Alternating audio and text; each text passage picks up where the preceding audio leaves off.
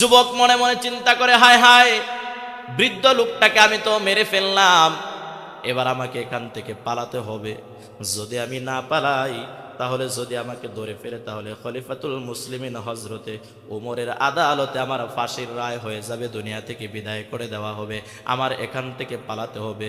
যুবকটা যখন পালানোর জন্য প্রস্তুতি গ্রহণ করেছে, তখন ভিতর থেকে যুবকের ঈমান ডাক দেয়া বলে, যুবক রে, আজকে যদি তুই হত্যা করার পরে এখান থেকে পলায়ন করিস, পালিয়ে যাস, তাহলে এই দুনিয়াই তো শেষ দুনিয়া না, তোকে তো ইন্তেকাল করতে হবে, তোকে তো মরতে হবে, দুনিয়ার জমিন ছাড়তে হবে। এই দুনিয়ার জমিন ছেড়ে আল্লাহর আদালতে কিয়ামতের ময়দানে যুবক তোকে দাঁড়াতে হবে। আজকে যদি তুই বৃদ্ধটাকে হত্যা করে এইখান থেকে পালিয়ে যাস, কিয়ামতের ময়দানে আল্লাহর আদালতে যখন তুই দাঁড়াবি, যুবক রে, আল্লাহ যদি তোকে ওই দিন জিজ্ঞাসা করে, মারার পরে কেন তুই পালিয়ে আসছিলি, সেই দিন জবাবটা কি দিবি? থেকে প্রায় 350 মাইল দূরে এক যুবকের বাড়ি, ইমানদার একজন যুবক, রসুলের প্রেম, রসুলের ভালোবাসা তার ভিতরে আছে। ওই যুবক একদিন মনে মনে চিন্তা করলো, রসুলকে ভালোবাসি, কিন্তু এখনো পর্যন্ত রসুলের রওজা তো জিয়ারত করা হলো না, মনটা চায় রসুলের রওজাটা একটু জিয়ারত করে আসি। প্রিয় মুসলমান ভাইয়েরা আমার, যুবকের যেমন চিন্তা তেমন কাজ।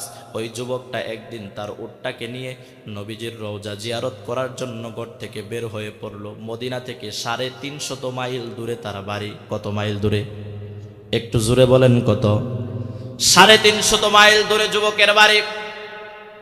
তার উটটা নিয়ে যুবক বের হয়ে পড়লো নবীজির রওজা জিয়ারত করার জন্য। যুবক নবীজির রওজা জিয়ারত করবে, পথ অতিক্রম করতেছে, চলতে চলতে চলতে চলতে মরুভূমির পথ পাড়ি দিচ্ছে। প্রচন্ড রোদ, রোদের প্রখরতা নিয়ে শরীর থেকে ঘাম ঝরতেছে। রোদের তীব্রতা সহ্য করে মরুভূমির পথ ধরে যুবকটা নবীজির রওজার দিকে রওনা হয়েছে। পথ চলতে চলতে যুবকটা এক পর্যায়ে ক্লান্ত হয়ে গেছে। যুবকটা ক্লান্ত হয়ে যাওয়ার পর এবার মনে মনে চিন্তা করতেছে, আরে শরীরটা তো ক্লান্ত হয়ে গেল, সাথে কোনো খাবারও নাই, পেটের মধ্যে ক্ষুধা।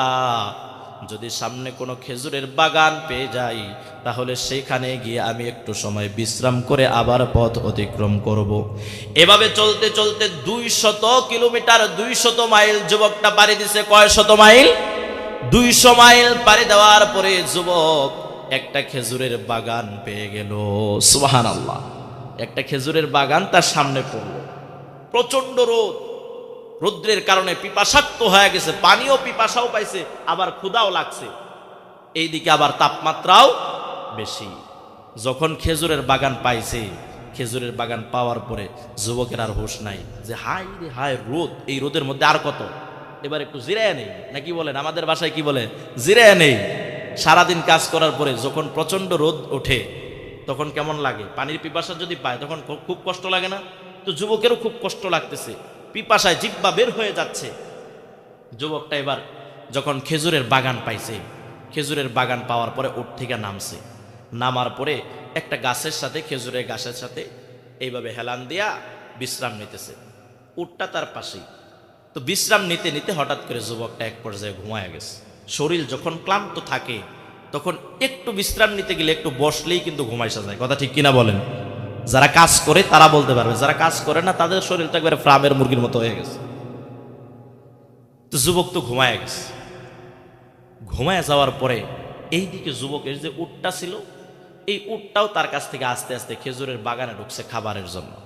খেজুরের বাগান, উটটা খেজুরের বাগানের ভিতরে ঘুরতেছে, যুবকের থেকে মোটামুটি অনেকটা দূরে চলে গেছে।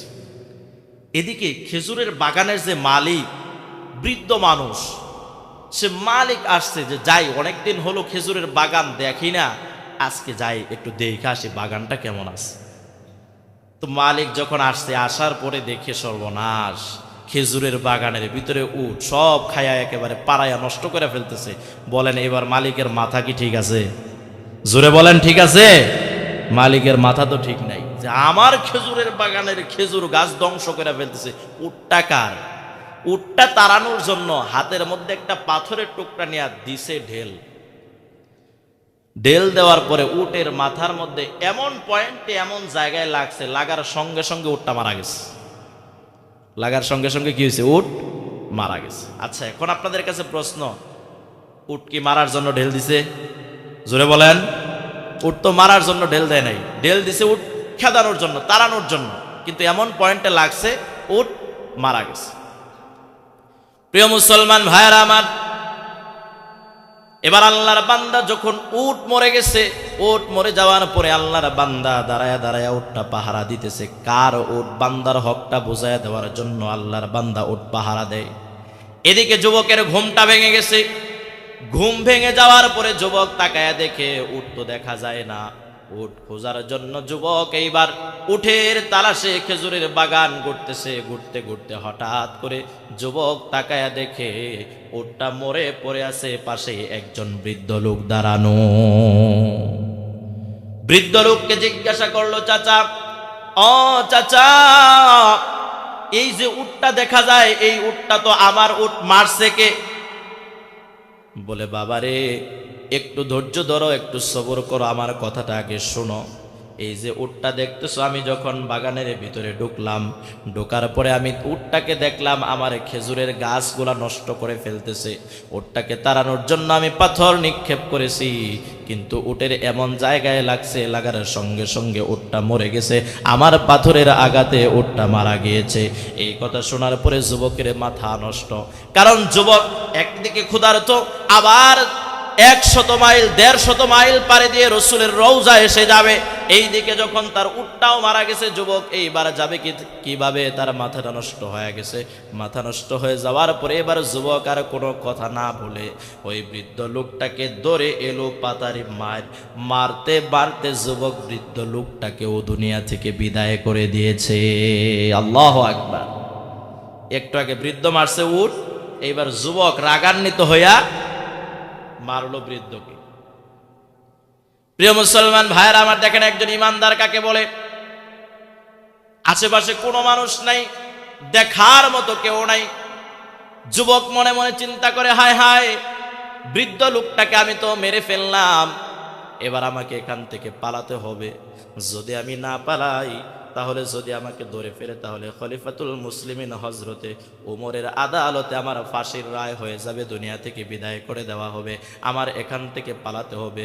যুবকটা যখন পালানোর জন্য প্রস্তুতি গ্রহণ করেছে, তখন ভিতর থেকে যুবকের ঈমান ডাক দেয়া বলে, যুবক রে, আজকে যদি তুই হত্যা করার পরে এখান থেকে পলায়ন করিস, পালিয়ে যাস, তাহলে এই দুনিয়াই তো শেষ দুনিয়া না, তোকে তো ইন্তেকাল করতে হবে, তোকে তো মরতে হবে, দুনিয়ার জমিন ছাড়তে হবে।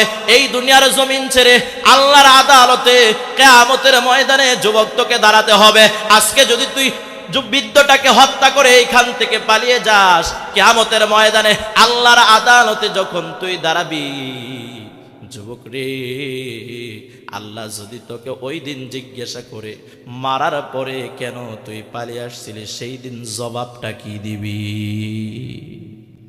যুবকের ঈমান যখন বলতেছে, না না, পলায়ন করা যাবে না, বিচার যা হয় হবে, কোনো সমস্যা নাই, কিন্তু এখান থেকে পালানো যাবে